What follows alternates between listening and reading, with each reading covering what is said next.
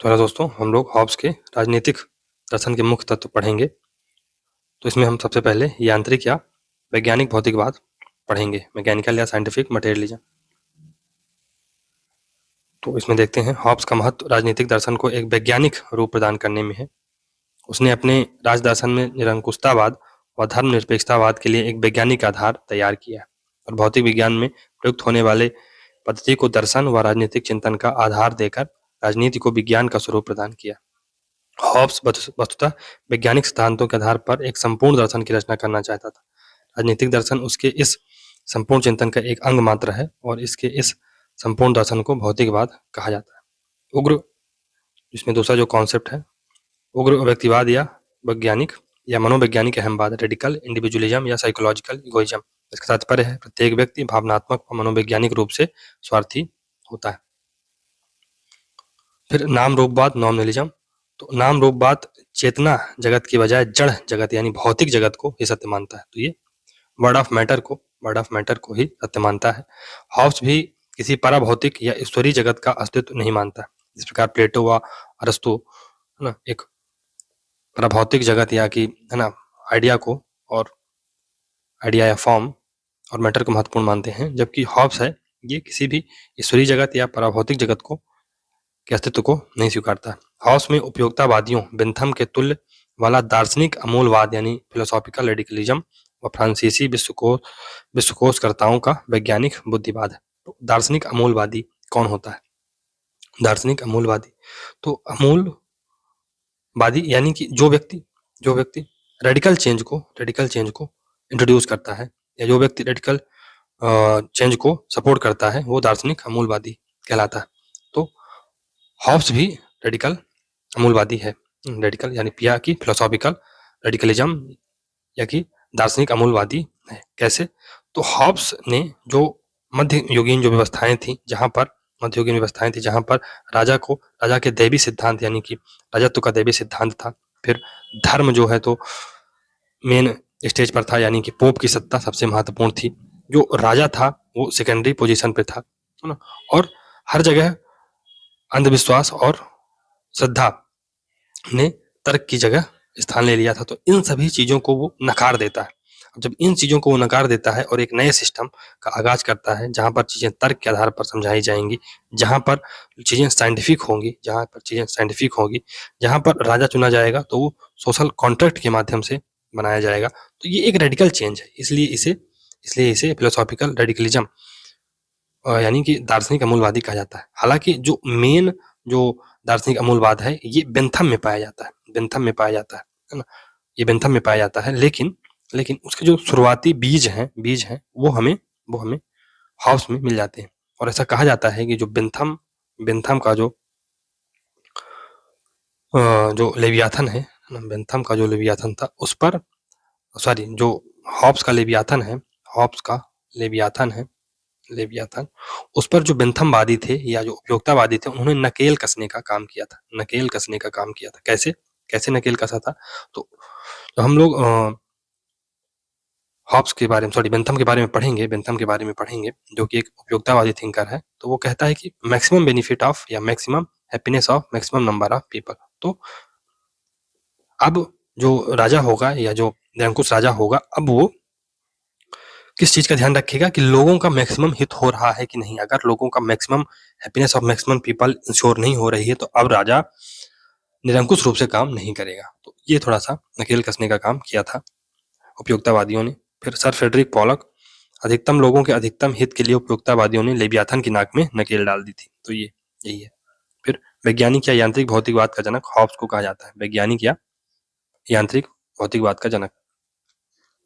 तो basically Hobbs जो ये कॉन्सेप्ट है वैज्ञानिक या यांत्रिक भौतिकवाद, इसमें यूक्लिड से प्रभावित है, जो कि ज्यामिति के बारे में चीजें बताता है, यानी कि ज्यामिति के ऊपर उसने एक पुस्तक भी लिखी थी। तो ज्यामिति, तो इस प्रकार जो इसकी पद्धति है निगमनात्मक है।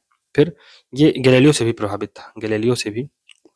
तो गैलीलियो से ये दो चीजें लेता है, गति शाश्वत है और एक रिजोल्यूटिव कंपोजिट मेथड लेता है, रिजोल्यूटिव कंपोजिट मेथड लेता है।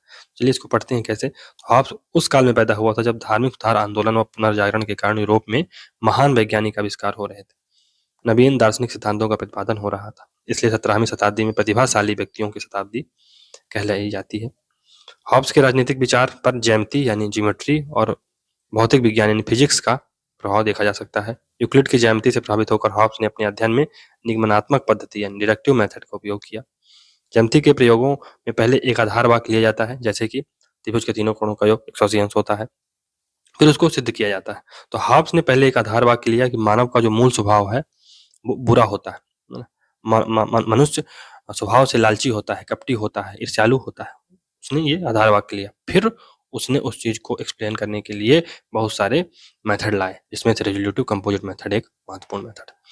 उसने गैलीलियो की जो रिजोल्यूटिव कंपोजिट पद्धति थी का अनुसरण किया। इसमें किसी सिद्धांत का निर्माण करने से पहले विभिन्न तत्वों को पहले अलग अलग कर दिया जाता है ना। तो if you want to eat an elephant how will you eat, अगर आप एक एलिफेंट को खाना चाहते हैं, खाना इन द सेंस कि अगर एक कोई महान कार्य है या कोई बहुत बड़ा काम है उसको आप निपटाना चाहते हैं तो कैसे करेंगे। तो if you want to eat an elephant cut it piece by piece, piece by piece. तो piece by piece you can eat an elephant also. तो इस सिद्धांत का निर्माण करने से पहले विभिन्न तत्वों को पहले अलग अलग किया जाता है, अलग अलग कर दो, फिर उसे कंपोजिट यानी कि एकत्र किया जाता है। इस प्रकार हम गाड़ी के इंजन को समझने से पहले उसके कल पुर्जों को अलग अलग करते हैं, फिर उसे मिला देते हैं, है ना। तो यही बात है। हॉब्स का जो आणविक समाज है, एटॉमिक सोसाइटी है का सिद्धांत व कॉमनवेल्थ की रचना भी इसी रिजोल्यूटिव कंपोजिट मेथड पर आधारित है। तो हॉब्स का मानना था कि जो है ना, जो रिजोल्यूटिव कंपोजिट मेथड है, इसमें हॉब्स क्या कहता है कि बेसिकली हर अणु अलग अलग होता है ना, प्रत्येक अणु अलग अलग होता है, लेकिन अणु के स्वभाव में नहीं है कि अलग अलग हो। अणु का स्वभाव है कि आपस में मिले, है ना। अणु का क्या स्वभाव है कि आपस में मिले और एक पदार्थ का निर्माण करे। इसी प्रकार एक जो व्यक्ति है, जो अणुवादी व्यक्ति है ना, जो अणुवादी व्यक्ति का कॉन्सेप्ट देता है, एटॉमिक मैन का कॉन्सेप्ट देता है अरिस्टोटल, एटॉमिक मैन का। तो कहता है कि व्यक्ति अणुवादी है यानी इंडिविजुअलिस्टिक है ना, एटॉमिक है, लेकिन मानव के स्वभाव में नहीं है कि वो एटॉमिक रहे या इंडिविजुअलिस्टिक रहे। तो क्या करता है वो सोशल कॉन्ट्रैक्ट करता है और इसके माध्यम से वो कॉमनवेल्थ का क्रिएशन करता है। तो हॉब्स का जो आणविक समाज है का सिद्धांत व कॉमनवेल्थ की रचना इसी रिजोल्यूटिव कंपोजिट सिद्धांत पर आधारित है। आणविक समाज व्यक्तिवाद पर आधारित है, यानी प्रत्येक व्यक्ति अणु की तरह संपूर्ण, महत्वपूर्ण व स्वतंत्र है। तत्पश्चात स्वतंत्र हिस्से यानी व्यक्ति कंपोजिट होकर कॉमनवेल्थ का निर्माण करते हैं।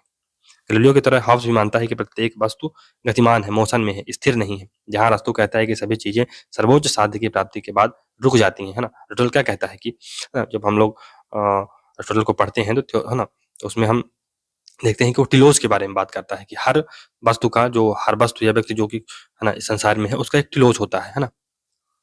और उसका जो टिलोस होता है, जब वो उसको अटेन कर लेती है तब वो वहां से गति रुक जाती है। लेकिन हॉब्स ऐसा नहीं मानता है। वहीं हॉब्स का मानना था कि गति शाश्वत है, वस्तुएं हमेशा गतिशील बनी रहती हैं, कभी नहीं रुकती हैं।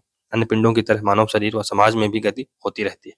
फिर मानव शरीर की मनोवैज्ञानिक गतियां ही मानव को सामाजिक समझौता कर राज्य निर्माण के लिए प्रेरित करती हैं। फिर प्राकृतिक अवस्था से गति कर व्यक्ति समाज व राज्य का निर्माण करता है। गति के लिए बाह्य दबाव आवश्यक होते हैं, न कि ईश्वर या कोई पारलौकिक सत्ता। तो अब एक प्रश्न उठता है, तो बेसिकली दोस्तों यहाँ पर एक प्रश्न उठता है कि गति हो क्यों रही है। तो अगर हम लोग ग्रीक थिंकर्स को देखेंगे, फॉर एग्जांपल प्लेटो और अरिस्टोटल, तो ये क्या मानते हैं कि गति क्यों हो रही है। तो उनका मानना है कि गति तो हो रही है, लेकिन इसके जो पीछे वजह है वो ईश्वर है या कोई अलौकिक शक्ति है जो गति करवा रही है। गति को वो स्वीकार करते हैं कि गति होती है, लेकिन इसके पीछे कोई दैवी शक्ति है, कोई आध्यात्मिक शक्ति है या कोई नेचुरल फोर्स है जो कि गति करवा रही है। लेकिन हॉब्स ऐसा नहीं मानता है। क्यों हॉब्स ऐसा नहीं मानता है? क्योंकि फॉर एग्जांपल जैसे हवाएं चल रही हैं, तो अगर किसी आप एक लेमैन से पूछेंगे कि हवाएं क्यों चल रही हैं, तो वो तो यही कहेगा कि भगवान की इच्छा है इसलिए हवाएं चल रही हैं। लेकिन अगर आप यहाँ पर ज्योग्राफी का कॉन्सेप्ट लाएंगे और चीजों को समझेंगे, तो आपको पता होगा कि जो एक क्षेत्र में जब दबाव कम हो जाता है तो चीजें दूसरी ओर बढ़ने लगती हैं, या दबाव बढ़ जाता है तो दूसरी ओर जाने लगती हैं। तो ये दो क्षेत्रों में उपजे कम दबाव और अधिक दबाव के कारण हवाएं एक स्थान से दूसरे स्थान तक बढ़ती हैं। तो ये तो हो गई साइंस की बात, है ना। तो ऐसे ही जो गति होती है ये बाहरी दबावों से बाहरी दबावों से उत्पन्न होती है, बाहरी दबावों से उत्पन्न होती है ना।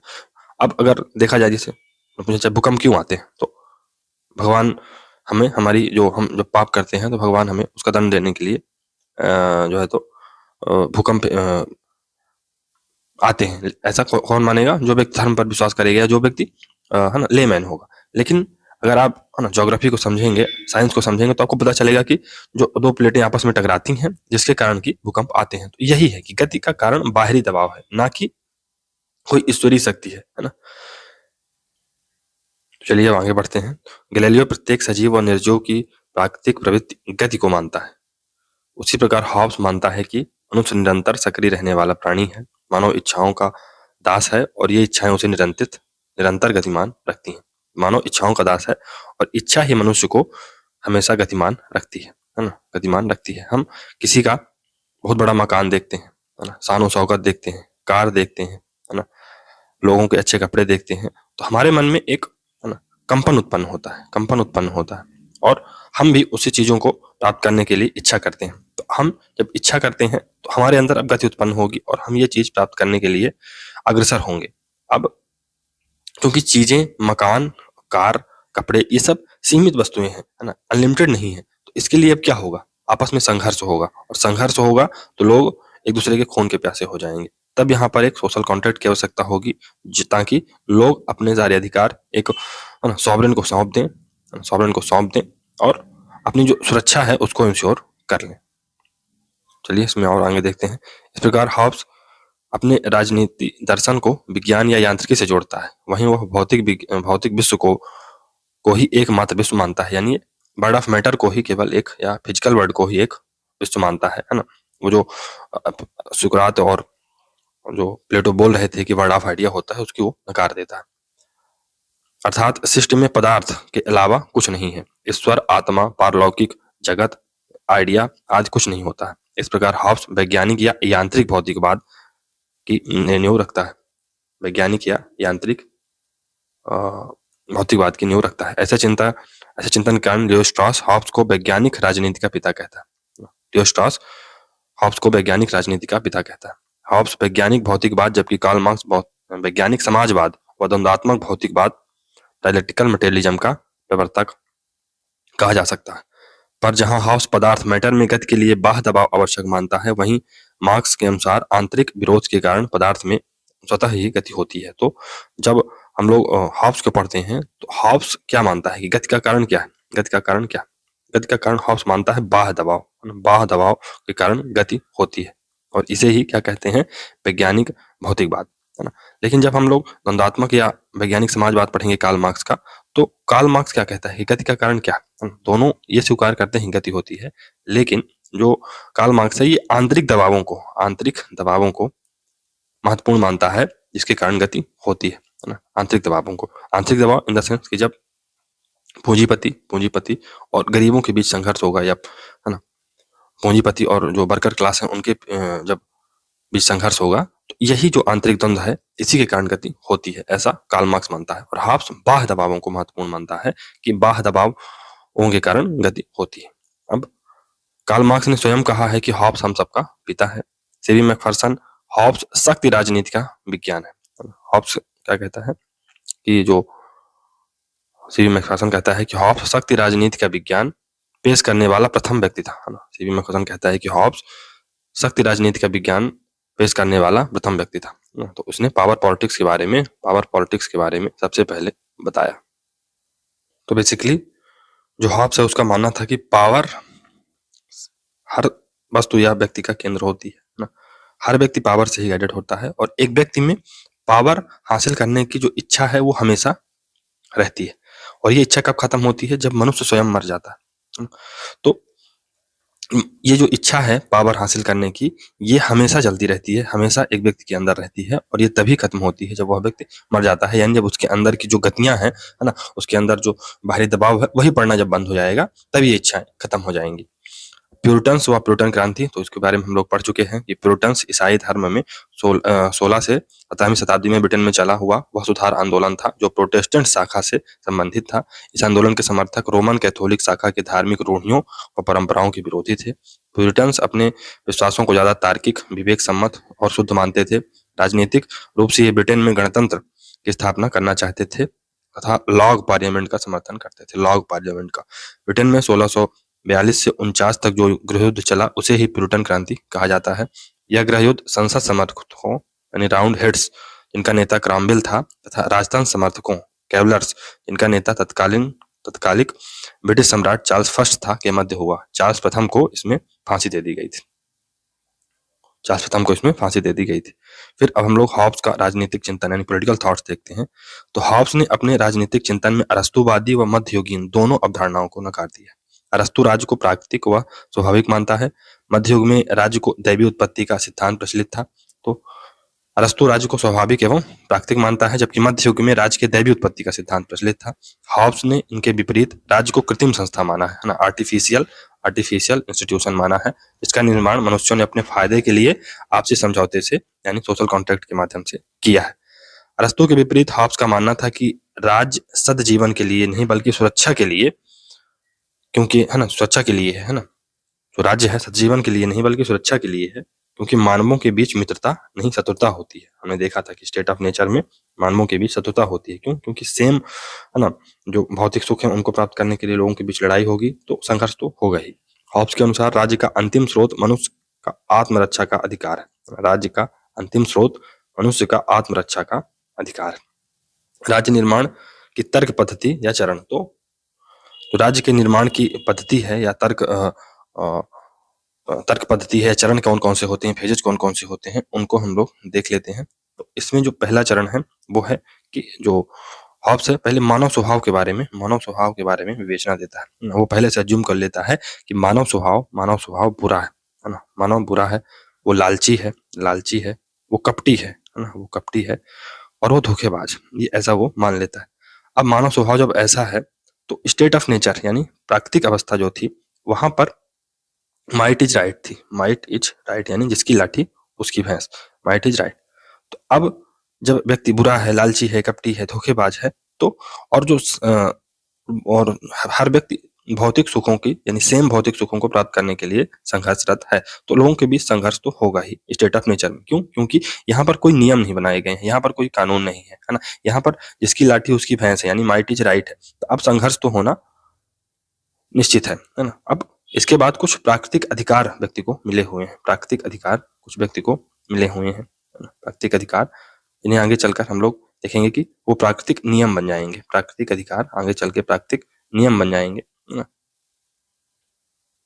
फिर इन प्राकृतिक नियमों के माध्यम से आगे चल के एक सोशल कॉन्ट्रैक्ट होगा। क्योंकि लोग अब इन जो प्राकृतिक अधिकार हैं जिनको आगे चल के हम लोग देखेंगे कि हॉब्स कहता है कि ये है ना कोरी कल्पनाएं हैं, ये ल्यूड प्रिंसिपल है ना, इनका ये बकवास है, ये क्रैप है ना, इनका कोई अस्तित्व नहीं है। जो सभी राइट हैं वो बेसिकली जो हॉब्स है लीगल राइट्स की बात करता है ना, जो राइट्स स्टेट द्वारा दिए जाते हैं वही राइट्स केवल राइट्स हैं, बाकी सभी राइट्स फालतू के हैं। तो ये प्राकृतिक अधिकार और प्राकृतिक नियमों को वो नकार देता है, जिसके माध्यम से अब ये जो अगर स्टेट ऑफ नेचर से हमको उभरना है तो हमें सोशल कॉन्ट्रैक्ट करना ही पड़ेगा और सोशल कॉन्ट्रैक्ट करके लोग अपनी शक्तियां एक कॉमनवेल्थ को यानी कि राज्य को दे देंगे या कॉमनवेल्थ को दे देंगे। तो इसका क्रम याद रखिएगा कि मानव स्वभाव के बारे में पहले हॉब्स चर्चा करता है ना, फिर उसके बाद स्टेट ऑफ नेचर आती है, फिर प्राकृतिक अधिकार, फिर प्राकृतिक नियम और फिर सोशल कॉन्ट्रैक्ट होगा और अंतिम में कॉमनवेल्थ का निर्माण होगा। चलिए अब आगे इसमें बढ़ते हैं। हॉब्स का कहना था कि जो मनुष्य की जो मूल इच्छा होती है, मूल इच्छा वो कौन सी इच्छा होती है? मूल इच्छा है शक्ति अर्जित करना, है ना। जो अदर इच्छाएं होती हैं या जो शारीरिक इच्छाएं होती हैं वो जैसे हम लोग सेक्स की इच्छा करते हैं या कि जो भूख है, ये सब इच्छाएं ये हमारी शारीरिक इच्छाएं हैं, लेकिन जो मूल इच्छा है वो शक्ति प्राप्त करना। क्यों? क्योंकि अगर हम शक्ति प्राप्त कर लेंगे तो जो हमारी जो शारीरिक इच्छाएं हैं वो अपने आप पूरी हो जाएंगी। जिसके पास शक्ति होती है उसी के पास तो पैसा होगा, उसी के पास सब कुछ होगा, भौतिक सुख संसाधन होंगे। मानव स्वभाव के बारे में देखते हैं तो अरस्तु के विपरीत हॉब्स मानव की प्रकृति सामाजिक नहीं बल्कि व्यक्तिवादी है, अहमवादी है, स्वार्थी है, यानी व्यक्ति आइसोलेटेड है, इगोइस्टिक है और सेल्फ इंटरेस्टेड है। जबकि अरस्तु क्या मानता है कि मनुष्य एक सामाजिक प्राणी, इसका विरोध करता है हॉब्स, और कहता है कि व्यक्ति या जो मानव है ये व्यक्तिवादी है, यानी कि ये आइसोलेटेड है, ये इंडिविजुअलिस्टिक है, ये अहमवादी है यानी इगोइस्टिक है, और स्वार्थी है, सेल्फ इंटरेस्टेड है। मनुष्य में सर्वोदय, अच्छाई या परमार्थ, सुमम बोमम नहीं होता है ना, समम बोनम नहीं होता है, बल्कि सर्वोदय बुराई, स्वस्वार्थ यानी सब मम मलम होता है। सब मम बोनम नहीं बल्कि सब मम मलम होता है। मैकियावेली की तरह हॉब्स व्यक्ति को लालची, स्वार्थी, अहंकारी व शक्ति की अदम्य इच्छा रखने वाला मानता है। मैकियावेली की तरह हॉब्स शक्ति की इच्छा ऐसी अदम्य इच्छा है जिसका अंत व्यक्ति की मृत्यु के साथ ही होता है। ये जो इच्छा है शक्ति की, ये कभी खत्म नहीं होती। कब खत्म होगी? जब एक व्यक्ति मर जाएगा तब। मैकियावेली व्यक्ति की 3 मूल प्रवृत्तियां बताता है, प्रेम, भय और संपत्ति। हमने इसके बारे में पढ़ा था कि जो 3 मूल प्रवृत्तियां हैं, प्रेम है, भय है, संपत्ति है ना, जब मैकियावेली को हम लोग पढ़ रहे थे। हॉब्स भी 3 ही जो प्रवृत्तियां बताता है। तो पहली है प्रतिस्पर्धा। प्रतिस्पर्धा क्यों? प्रतिस्पर्धा लाभ के लिए, कि हम ज्यादा से ज्यादा भौतिक सुख या संसाधन जुटा लें, इसके लिए। भय या अविश्वास, ये हर व्यक्ति के अंदर भय या अविश्वास होता है। क्यों? क्योंकि स्टेट ऑफ नेचर है, वहां माइट इज राइट है, जिसकी लाठी उसकी भैंस है। तो जो व्यक्ति ज्यादा शक्तिशाली होगा दूसरे को दबा देगा। तो हर व्यक्ति सुरक्षा चाहता है, तो ये भय होता है हर व्यक्ति के लिए कि वो सुरक्षा कैसे प्राप्त कर ले। और कीर्ति, ग्लोरी, हर व्यक्ति वैभव, अहंकार की तुष्टि के लिए अपनी ग्लोरी चाहता है। तो हर व्यक्ति पद चाहता है, सम्मान चाहता है। तो यही है। तो ये भी है कि 3 इच्छाएं या कि 3 प्रवृत्तियां होती हैं, प्रतिस्पर्धा लाभ के लिए, फिर भय अविश्वास ये सुरक्षा के लिए, और कीर्ति, ग्लोरी ये वैभव अहंकार तुष्टि के लिए। मानव की इन्हीं प्रवृत्तियों की वजह से प्राकृतिक अवस्था में निरंतर संघर्ष होता रहता है। रूसो 2 प्रवृत्तियां बताता है, या तो पहला स्वप्रेम, दूसरा सहानुभूति। रूसो की जो 2 प्रवृत्ति, तो बेसिकली हम लोग देख रहे थे कि रूसो ने 2 प्रवृत्तियां बताई हैं मनुष्य में, कौन कौन सी? स्वप्रेम और सहानुभूति। और मानव का स्वभाव झगड़ालू होता है, स्वार्थी होता है, अहमवादी होता है और शक्तिवादी होता है। और ऐसा क्यों होता है? तो इसका कारण जो हॉब्स है वो गति को बताता है। और गतियां 2 प्रकार की होती हैं। एक शारीरिक गतियां होती हैं, दूसरी मनोवैज्ञानिक गतियां होती हैं। तो शारीरिक गतियां जैसे हमारे हृदय का स्पंदन होना, है ना, हमारी सांस का चलना, है ना, हमारी जो पाचन क्रिया है। तो ये ऐसी क्रियाएं हैं जो शारीरिक क्रियाएं हैं। इनमें ना तो कोई अच्छाई है ना बुराई है ना। ये यांत्रिक, एक प्रकार से यांत्रिक क्रियाएं हैं जो हर व्यक्ति के शरीर में होती हैं, है ना। तो इनसे इनका अच्छाई और बुराई से ऐसा कुछ संबंध नहीं है। लेकिन जो गतियां मनोवैज्ञानिक हैं उनका संबंध अच्छाई और बुराई से होता है। चलिए देखते हैं अब इसमें क्या हो सकता है। तो इसमें हॉब्स इसका कारण गतियों को मानता है, मोशन को मानता है। गति का नियम मानव शरीर पर भी लागू होता है। मानव शरीर में 2 प्रकार की गतियां पाई जाती हैं। एक तो जैविक गतियां या जैव गतियां, जिसे शारीरिक गतियां कहते हैं, स्वचालित होती हैं। फॉर एग्जाम्पल हृदय की गति, पाचन क्रिया, है ना, श्वसन क्रिया आदि, यह महत्वपूर्ण नहीं होती हैं, है ना। इनसे हमें किसी प्रकार की अच्छाई या बुराई का पता नहीं चलता। लेकिन जो मनोवैज्ञानिक गतियां होती हैं, यह महत्वपूर्ण होती हैं। यह बाहरी उद्दीपकों से पैदा होती हैं। दूसरे व्यक्तियों की कीर्ति, शक्ति, धन संपत्ति आदि जब हम लोग देखते हैं तो ये इच्छाएं हमारे अंदर पैदा होती हैं। ये बाहरी उद्दीपक पहले हमारी इंद्रियों पर प्रभाव डालते हैं, फिर तंत्रिका तंत्र द्वारा मस्तिष्क पर प्रभाव डालते हैं। तो पहले ये हमारी इंद्रियों पर प्रभाव डालेंगे और फिर ये सीधे हमारे नर्वस सिस्टम पर चला जाएगा, और इसके साथ ही हम मस्तिष्क पर उस चीज को उसका कंपन महसूस करने लगेंगे।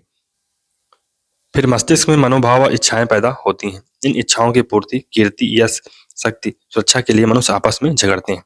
मानव की ये इच्छाएं पारलौकिक नहीं बल्कि शारीरिक व ऐहिक होती हैं। तो ये इच्छाएं पारलौकिक नहीं बल्कि शारीरिक व ऐहिक होती हैं। इस प्रकार जहां मैकियावेली का अहमवाद सार्वभौमिक अहमवाद है, वहीं हॉब्स का अहमवाद मनोवैज्ञानिक अहमवाद है।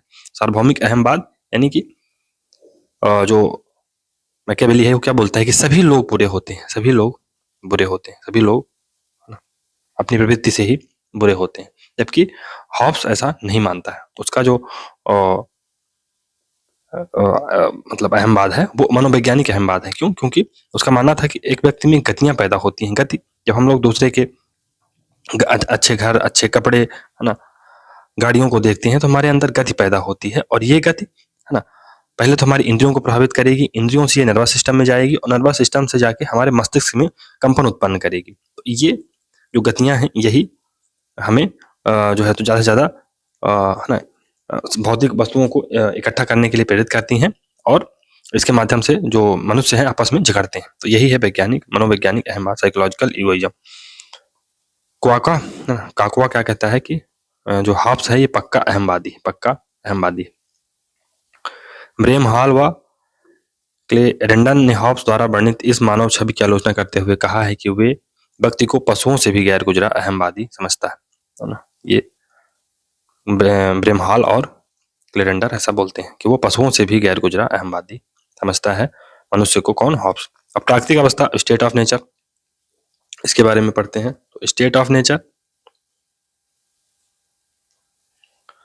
हॉब्स ने एलिमेंट ऑफ लॉ और लेवियाथन दोनों में प्राकृतिक अवस्था शब्द का प्रयोग नहीं किया, अपितु उसने मानव जाति की प्राकृतिक स्थिति शब्द का प्रयोग किया। तो प्राकृतिक अवस्था का प्रयोग एज सच उसने नहीं किया है, स्टेट ऑफ नेचर का शब्द का उपयोग नहीं किया है। उसके स्थान पर वो मानव जाति की प्राकृतिक स्थिति की बात करता है। तो जो स्टेट ऑफ नेचर है ये बेसिकली समझौते की पूर्व की स्थिति है। ये स्थिति जो है तो समझौते के पूर्व की स्थिति है, प्लस ये राज्य निर्माण के पूर्व की स्थिति है। तो ये राज्य की पूर्व स्थिति है, अभी राज्य का निर्माण हुआ नहीं, राज्य बना नहीं है ना, समझौते की पूर्व की स्थिति है। और यहाँ पर जो स्थिति है यहाँ पर उद्योग नहीं है। क्यों उद्योग क्यों नहीं है?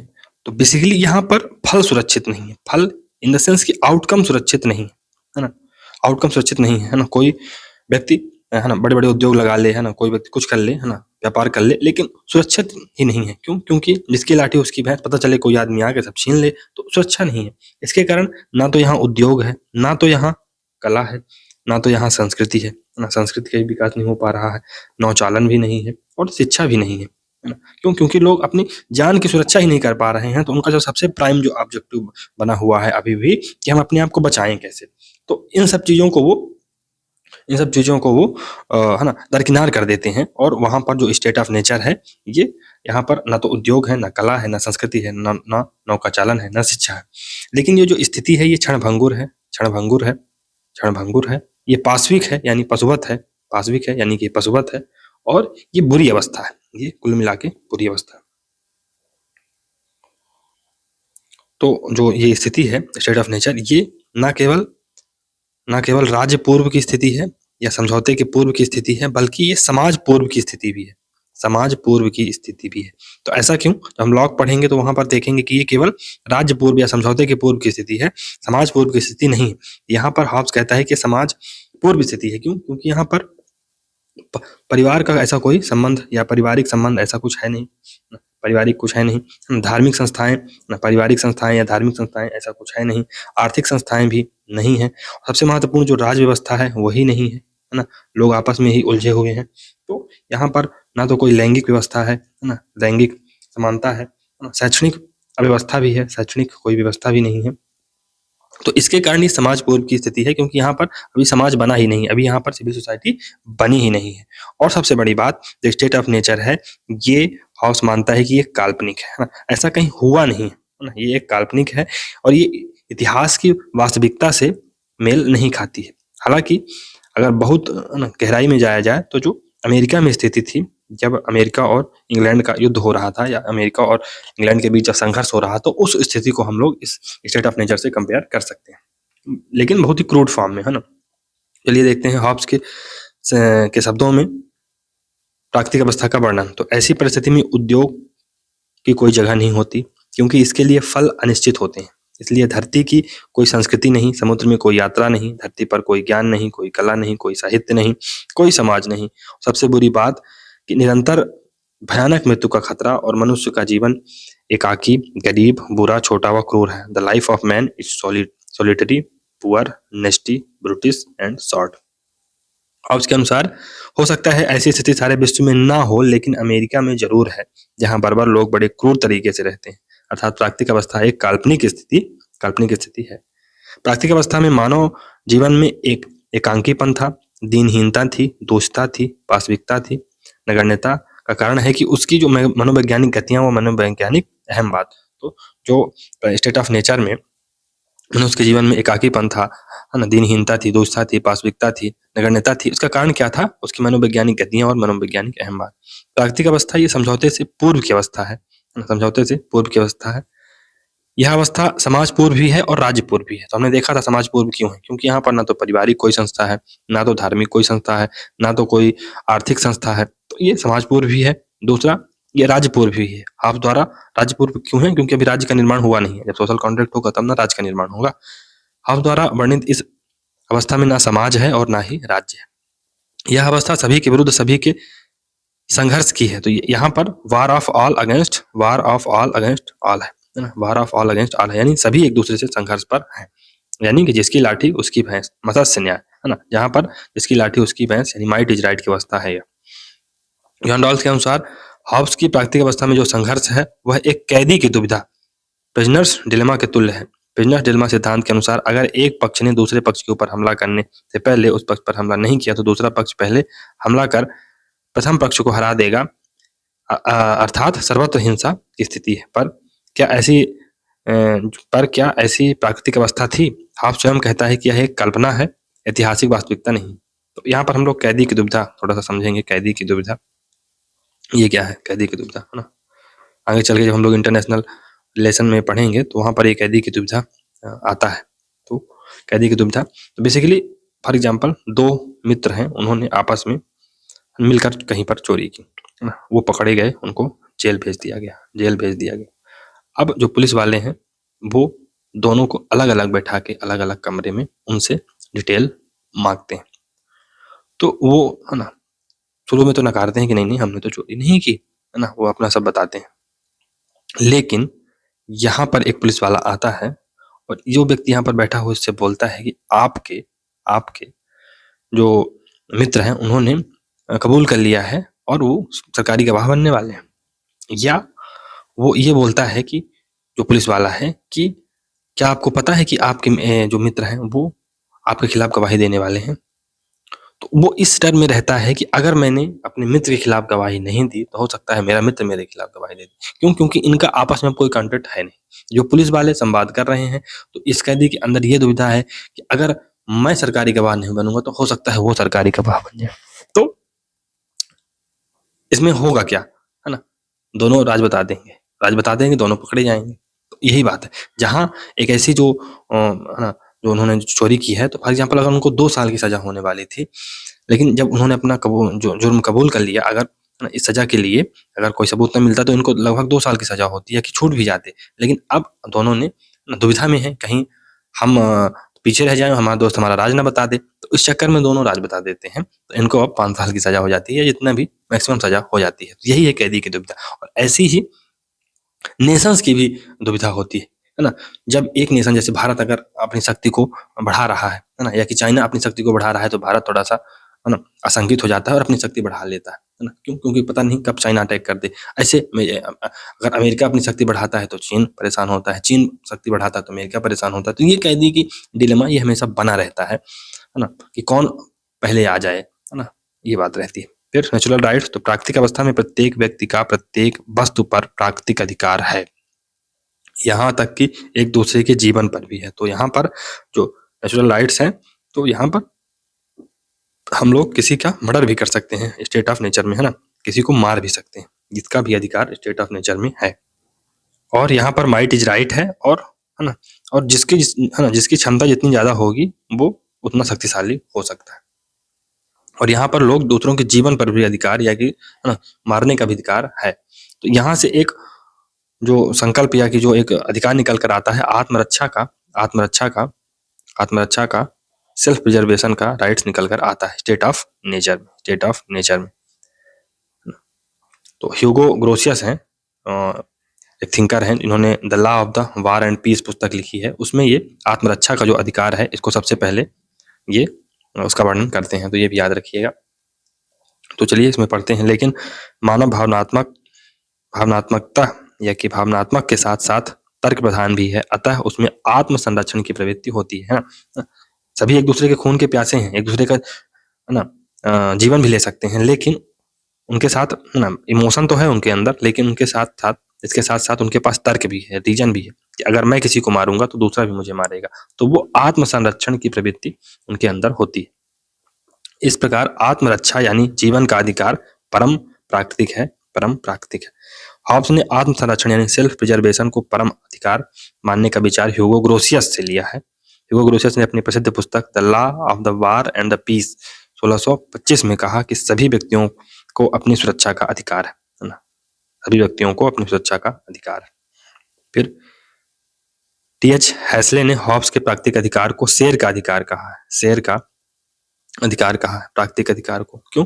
क्योंकि शेर का अधिकार क्यों है? क्योंकि जिसके पास ज़्यादा ताकत होगी वही इन अधिकारों को एन्जॉय कर पाएगा। सेल्फ प्रिजर्वेशन के अधिकार को कौन एन्जॉय कर पाएगा? जिसके पास ज़्यादा पावर होगी ना। तो यही है कि शेर का ये अधिकार है। फिर प्राकृतिक नियम नेचुरल लॉज, तो हॉब्स प्रकृति के नियम मन से उठने वाले इच्छाओं के लिए बाध्यकारी होते हैं। प्रकृति के नियम मन से उठने वाले इच्छाओं के लिए बाध्यकारी होते हैं।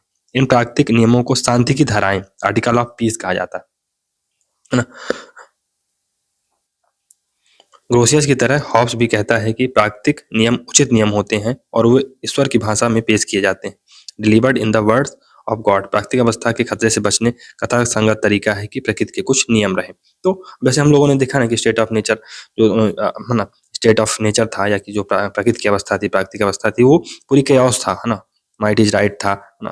लोगों को जीवन का अधिकार नहीं था, है ना। लोग एक दूसरे को मार सकते थे, लेकिन फिर भी ये अवस्था चल रही थी, लोग जीवित थे। इसका क्या कारण था? इसका कारण यही था कि नेचुरल लॉज जो प्राकृतिक नियम है वो है ना एग्जिस्ट कर रहे थे, और इन्हें हॉब्स आर्टिकल ऑफ पीस कहता है, आर्टिकल ऑफ पीस कहता है। तो वो आर्टिकल ऑफ पीस कुछ महत्वपूर्ण आर्टिकल्स ऑफ पीस है, उनको देखते हैं। तो पहला है शांति की इच्छा, यानी अपनी जीवन रक्षा के लिए सभी शांति चाहते हैं, है ना। सभी व्यक्ति शांति चाहते हैं, सुरक्षा चाहते हैं और जीवन चाहते हैं।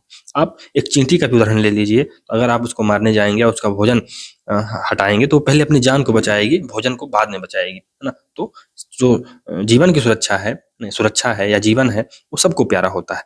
तो सभी शांति की इच्छा रखते हैं। दूसरा प्राकृतिक अधिकार त्याग का है, प्राकृतिक अधिकार का त्याग, प्राकृतिक अधिकार का त्याग। आप उतनी ही क्षमता से संतुष्ट रहो जितनी आप दूसरों को दे रहे हो, है ना। तो आपको प्राकृतिक अधिकारों का त्याग करना होगा। क्यों? क्योंकि आप उतनी ही क्षमता के हकदार हो जितना आप दूसरों को दे रहे हो। इसलिए आपको कुछ अपने राइट्स तो त्यागने ही पड़ेंगे, नहीं तो फिर लड़ाई तो हर जगह फिर होने लगेगी, तो कहीं ना कहीं आपको तो दबना पड़ेगा। व्यक्ति समझौते या प्रतिज्ञा पत्र का पालन करे। तो अब हर व्यक्ति अगर एक बार कॉन्ट्रैक्ट में आ गया है ना, तो अब वो दूसरों को है ना जो प्रतिज्ञा उसने ली है ना, जो समझौते पर उसने हस्ताक्षर किए हैं, वो उस पर है ना जो है तो उसका पालन करे। तो अब शांति की धाराओं का सार क्या है, इसको देख लेते हैं। तो दूसरों के साथ तुम जैसा ही व्यवहार करोगे जैसा उनसे अपने लिए चाहते हो। दूसरों के साथ तुम वैसा ही व्यवहार करोगे जैसा उनसे अपने लिए चाहते हो। क्योंकि प्राकृतिक नियम शांति की खोज के लिए राज्य की स्थापना आवश्यक है, यही नियम इसे प्राकृतिक अवस्था के त्याग की प्रेरणा देते हैं। तर्क बुद्धि के इन निर्देशों को 19 शांति की धाराएं यानी आर्टिकल ऑफ पीस जो कि 19 है, हॉब्स ने प्राकृतिक कानून नेचुरल लॉज की संज्ञा दी है, पर ये स्टोइक्स, रोमन व मध्ययुगीन विचारकों के चिंतन की तरह अलौकिक या ईश्वरीय नहीं बल्कि तर्क बुद्धि व मानवीय विवेक पर आधारित है। अब हम फाइनली पहुंचते हैं सामाजिक समझौते पर, और जिसके माध्यम से हम लोग कॉमनवेल्थ का निर्माण करेंगे। तो दोस्तों ये वीडियो लंबा हो जाएगा, तो अब सामाजिक समझौता और कॉमनवेल्थ और फिर कुछ अन्य चीजें अगले लेक्चर में लेंगे। तब तक के लिए goodbye, thank you very much for discussion.